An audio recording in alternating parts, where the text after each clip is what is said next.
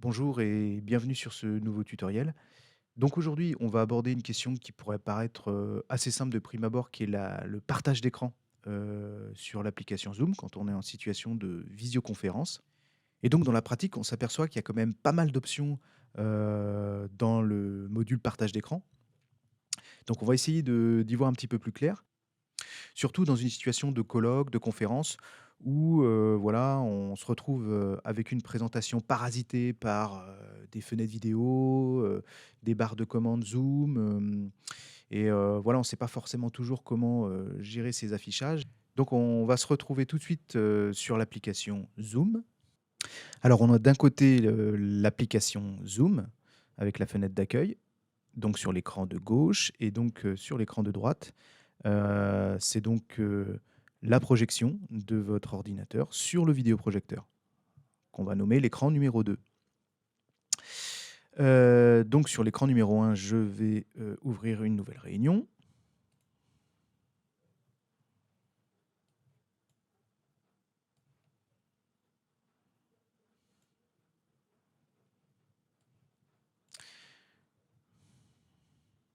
Je vais donc cliquer sur «Rejoindre l'audio par ordinateur», via l'ordinateur évidemment, comme d'habitude.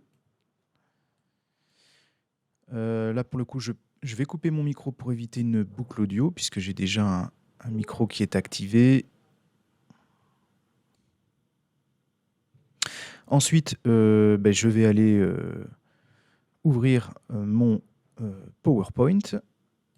Donc, j'ai créé un PowerPoint sur le bureau en guise d'exemple. Donc là, on est dans la configuration où, dans le cadre d'un colloque ou d'une conférence, on souhaite projeter, une présentation, là pour l'exemple PowerPoint, et pouvoir la diffuser à la fois, en présentiel dans la salle où on se situe, puis, en distanciel pour les gens qui n'ont pas pu venir et qui souhaitent assister à la conférence. Donc, je souhaite partager mon PowerPoint, je clique sur l'écran 2, je fais donc partager. Et donc quand je fais ça, on s'aperçoit que, la barre des tâches, vient recouvrir une partie de mon support de présentation. J'ai également une fenêtre vidéo qui s'affiche, sur, mon ordinateur en local, donc là sur la fenêtre, d'accueil de l'application Zoom. Donc si on veut optimiser ces affichages, qu'ils soient à la fois vidéo ou, barre de commande, eh bien ce qu'on va faire, c'est qu'on va aller sur, plus, là où il y a les 3 petits points, et donc on va, pour la partie vidéo, cliquer sur masquer le volet vidéo,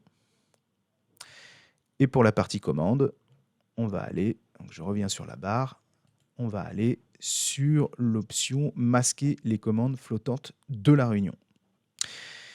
Et donc voilà, là vous n'avez plus aucun affichage, qui parasite votre support de présentation. Alors il y a aussi une autre notion qui est importante quand on fait du partage d'écran, il faut aussi prendre en compte la dimension audio, parce que vous pouvez aussi partager de l'audio via votre ordinateur. Par exemple, si vous avez un clip vidéo qui est intégré à votre PowerPoint, heu, ou que vous souhaitez diffuser une vidéo qui vient d'internet, enfin vous avez différentes possibilités, et donc il y a 2 options, qui sont assez importantes à identifier par rapport à cette notion. C'est, ce sont les options partager l'audio ou optimiser pour le clip vidéo. Alors vous allez me dire: «C'est quoi la différence entre les 2?» Bah, c'est tout simplement, vous allez partager toutes les sources audio qui proviennent de votre ordinateur. Donc, ça peut être par exemple, des bruits de messages qui arrivent dans votre boîte mail, ou par exemple la voix de participants à votre visioconférence et cetera. Ça comprend tous les sons de votre ordinateur. Alors que si vous cochez «Optimiser pour le clip vidéo», vous n'aurez que le son du clip vidéo que vous diffusez, et vous n'aurez pas les autres sons parasites qui pourraient provenir de votre ordinateur. C'est ça la grande différence. Donc une fois que vous avez fini votre présentation, et que vous souhaitez récupérer, la barre des tâches Zoom, il vous suffit simplement d'appuyer sur échappe, sur le clavier de votre ordinateur, et vous récupérez la barre de commande. Et voilà, donc c'est fini pour ce petit tutoriel, et je vous dis à très vite pour de nouvelles aventures numériques. Merci, au revoir.